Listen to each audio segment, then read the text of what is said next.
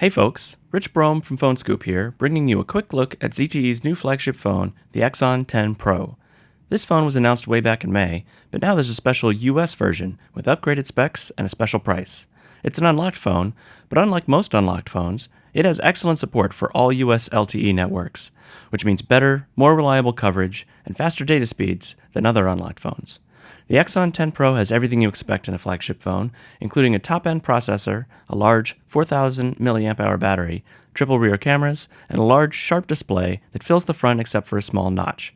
It even has the sexy curved display edges like a flagship Samsung. It also has water resistance, NFC, wireless charging, and Qualcomm's best fast wired charging. While the original version announced for the rest of the world has 6 gigs of RAM and 128 gigs of storage, just a few months on, and that seems kind of inadequate, so they bumped it up. Now it comes with 8 gigs of RAM and 256 gigs of storage, plus a memory card slot. There's even a version available with 12 gigs of RAM. As for cameras, the main camera is 48 megapixel.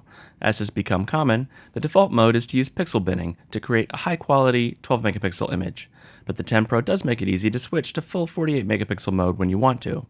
The other cameras are a 20 megapixel wide camera and an 8 megapixel telephoto camera. Those extra megapixels are welcome in a wide shooter. The relatively low resolution of the telecamera is offset by the fact that the lens provides 3x zoom instead of 2x, as on most other phones. The camera app makes it easy to switch between lenses, and there's a smooth zoom option that works well. The manual mode is slightly buried, which is a shame because it's excellent. You can save in RAW format, control the focus manually, and even do long exposures to an unprecedented 60 seconds. My only complaint is that it's limited to 12 megapixels instead of the full 48. The body of the 10 Pro is superbly designed, with all of the smooth metal and curved glass you expect in a top-end phone. The phone is just curvy enough to fit very comfortably in my hand, and yet the screen is massive. I honestly don't know how they fit a 4,000 mAh battery in a phone this thin. The side keys work well. I love that the metal frame has a silky matte finish, and the glass back has a solid dark blue color that I think looks classier than some other phones this year. One odd thing about the design is that the band that wraps around the camera module sticks out a bit and is extremely thin and sharp. It'll catch on almost anything, and even gouge wood surfaces if you're not careful. There's no standard headphone jack, but an adapter is included in the box. Curiously, the included earbuds require the adapter, which doesn't make much sense to me. The fingerprint reader is embedded in the display. It's an optical type, which might make some nervous.